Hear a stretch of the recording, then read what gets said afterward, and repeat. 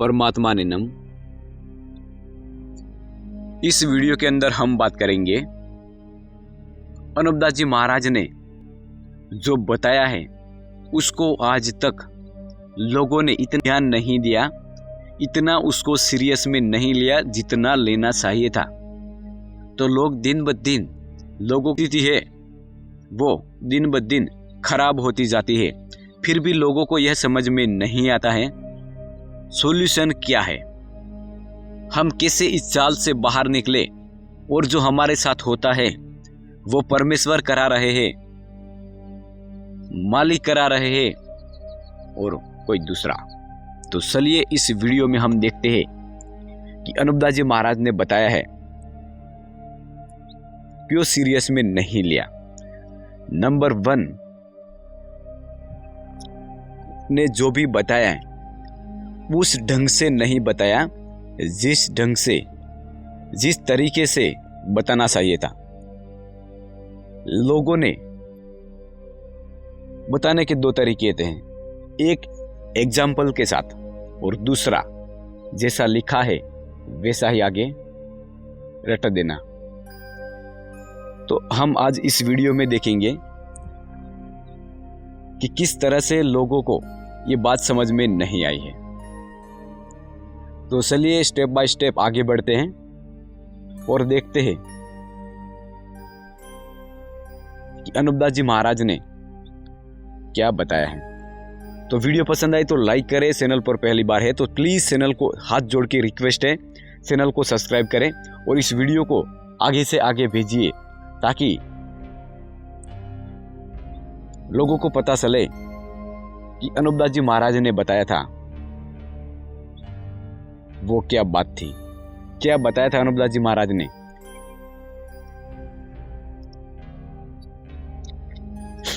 और आगे हम बताएंगे कि इससे क्या फायदा होगा, फायदे की बात भी करेंगे। थोड़ी सी वीडियो लंबी होगी लेकिन आपको एक पता चलेगा। और दूसरी बात, किसी भी तरह की कोई भी कंफ्यूजन है, कोई भी आपका सवाल है तो तुरंत आप कमेंट करिए। आप इस वीडियो को शेयर करिए ताकि लोगों तक इसकी जो सही जानकारी है वो लोगों को मिले। कि जिसको जादूशाला और राक्षस विद्या और काफिर विद्या और इंद्रजाल कहते हैं वो एक किस्म का पाप है।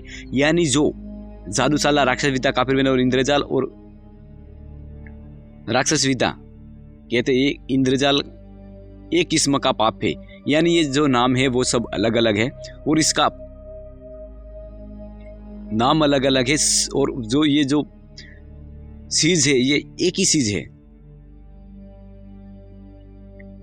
और कलयुग, जिसको लोग कलयुग कहते हैं, कलयुग क्या है इसके बारे में हम फुल डिटेल्स के साथ इस वीडियो में बात करेंगे। कलयुग क्या है, जिसको जादूशाला, राक्षस विद्या, काफिर विद्या और इंद्रजाल और कलयुग कहते हैं वो एक किस्म का पाप है। लोगों को यह पता नहीं, लोग तो ये समझ रहे अभी कलयुग अभी जमाना है, कलयुग का जमाना है इसलिए ऐसा हो रहा है।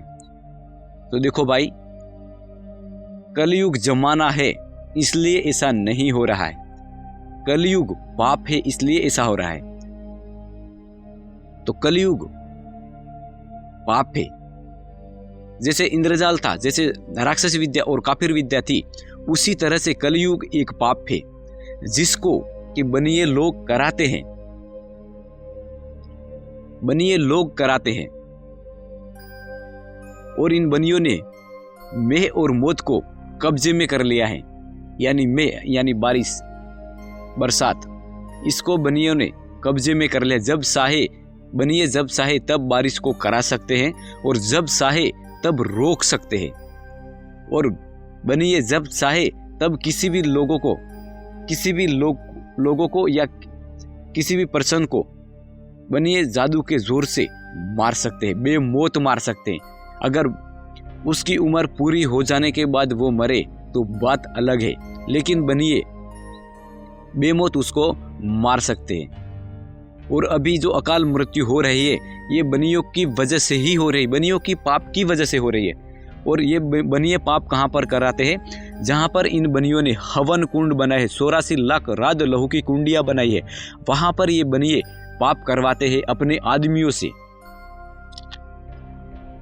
तो कई लोग कहते हैं कि बनिए तो व्यापार का धंधा करते हैं, बनिए कहाँ पाप करते हैं?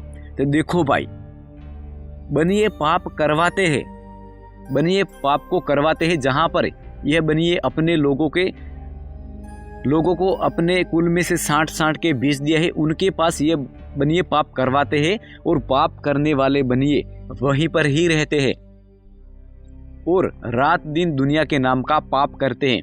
वो पाप आके यहाँ पर लगता है, इससे दुनिया में बुरा होता है।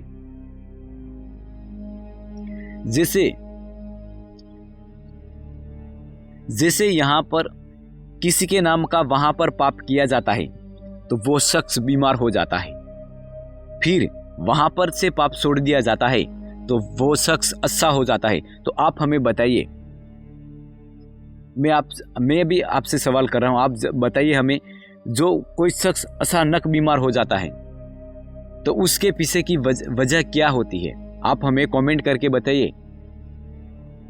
ज़्यादातर लोग ऐसे कहते हैं मालिक की मर्जी, मालिक ने किया होगा। देखो भाई, मालिक किसी का बुरा नहीं चाहता, वो तो सबका ही भला और सबको अच्छा देखना चाहता, क्योंकि मालिक अपनी बनाई हुई चीज़ों को अपनी जात से किसी तरह का कोई दुख नहीं देता है।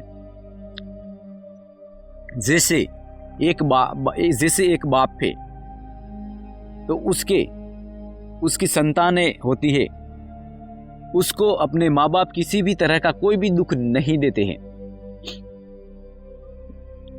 उसी तरह से परमेश्वर भी अपनी बनाई हुई चीजों को किसी भी तरह का कोई भी दुख नहीं देता है। तो ये आप समझिए। आप कमेंट करिए तभी पता चलेगा, कमेंट कीजिए और हमें बताइए। और जिसके नाम का पाप ज्यादा कराते हैं तो वो शख्स मर जाता है, ये है असली लॉजिक। ये नॉनसेंस आप बात करते हो, मालिक ने ऐसा कर दिया।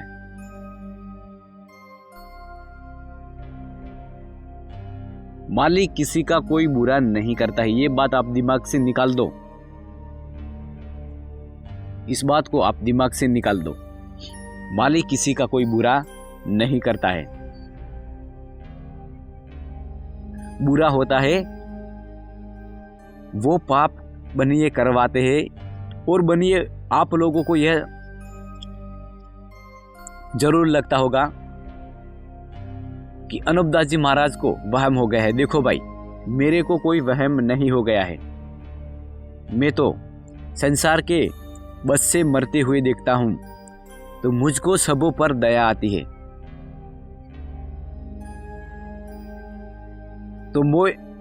तो मैं इस पाप को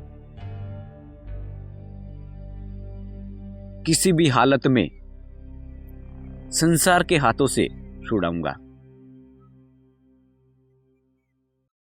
और बनिए कहते हैं कि जा पुकार राजा बादशाह को, बता दे राजा बादशाह को, जा तेरे से क्या होगा, जो होगा वो कर ले। तो देखो, मैं तो कुछ नहीं करूंगा, लेकिन संसार के हाथों से तुम संसार को मारते हो, इसलिए मैं भी तुमको संसार के हाथों से मरवा दूंगा। तो बनियों को मैं कहता हूं कि आप इस जाल को, इस पाप को छोड़ दो, क्योंकि बनिए जमीन माता को भी दुखी करते हैं और जमीन के ऊपर तो कुल जहान बसता है। अगर इनके जाल की खबर, अगर 7-8 विलायतें यानी जो दूसरे कंट्रीज है हमारे, उनको इनके जाल की खबर पड़ गई तो इन बनियों की क्या हालत होगी। क्योंकि आगे जिन जिन शख्सों ने पाप चलाया था उनको संसार के लोगों ने अच्छी तरह से हाथ दिखाए थे और औलाद तक को नहीं छोड़ा था। बनियो, तुम समझ जाओ और इस पाप को छोड़ दो ताकि तुम भी बच जाओ और संसार भी बच जावे।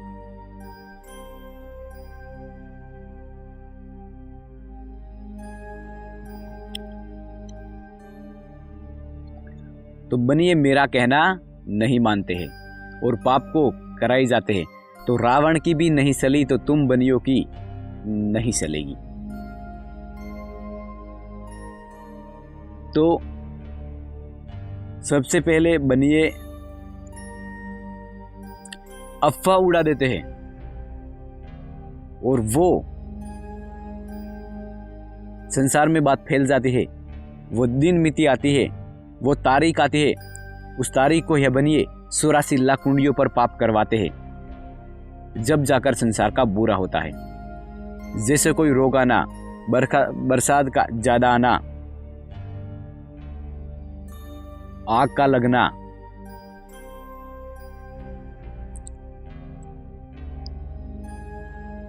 ये सब मालिक की देन नहीं है, ये बनियों की राक्षसी पाप को हो रहा है।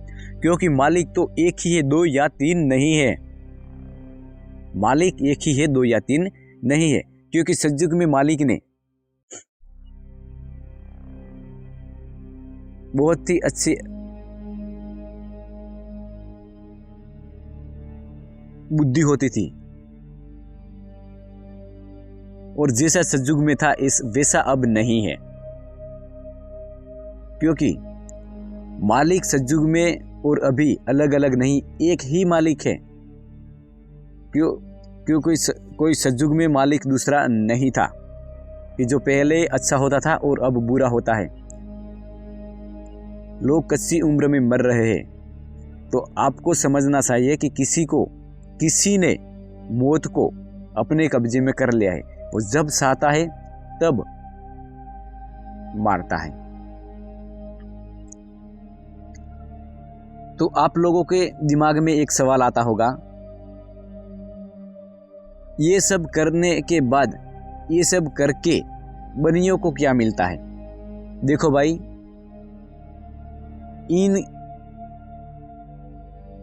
ये सब करने के बाद इन बनियों का एक ही मकसद है, एक ही लक्ष्य है कि हमें पूरे संसार के अंदर, यानी जितनी वर्ल्ड है, पूरे वर्ल्ड के अंदर हमारा शासन होना चाहिए। जैसे राजा बादशाहों का था, उसी तरह से पूरे वर्ल्ड के अंदर इन बनियों का, बनी यह चाहते हैं कि हमारा शासन होना चाहिए। बनिए जैनम जयति का नारा लगाते हैं। तो बनियों, अगर आप पूछना चाहते हैं तो बनियों को पूछ लो क्या मतलब होता है इसका।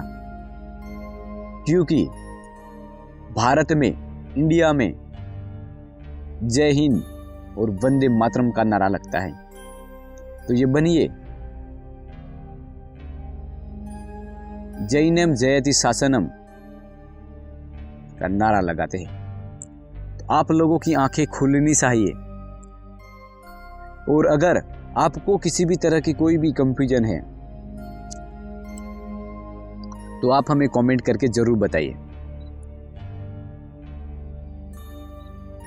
तो ये बातें थी अनूपदास जी महाराज ने बताई थी।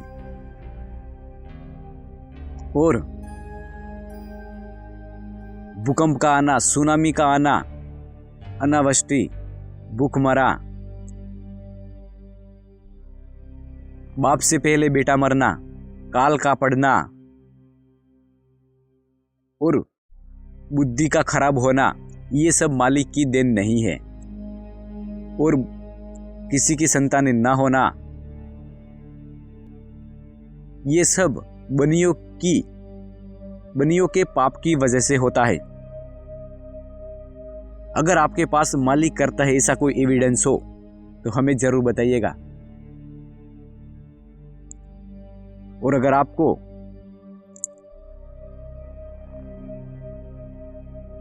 ये देखना है कि बनिए किस तरह से करते हैं तो चैनल पर बने रहिए और वीडियो को आप देखते रहिए।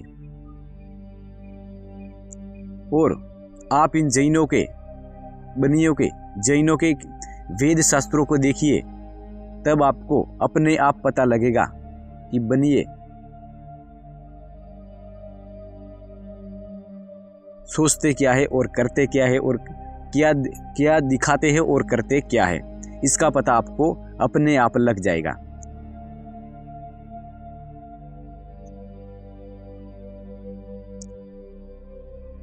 कोशिश करता हूं, आशा करता हूं कि आपको यह वीडियो पसंद आया होगा। तो ज़्यादा से ज़्यादा शेयर करिए, सब्सक्राइब करिए चैनल को और लाइक ज़्यादा से ज़्यादा करिए। और अगर आप बनिए हैं तो इस पाप को आप जल्दी छोड़ दो, नहीं तो संसार को जब पता लगेगा तो तुम्हारी औलाद को ही गारत कर देंगे संसार के लोग, क्योंकि तुम संसार के लोगों को गारत करते हो।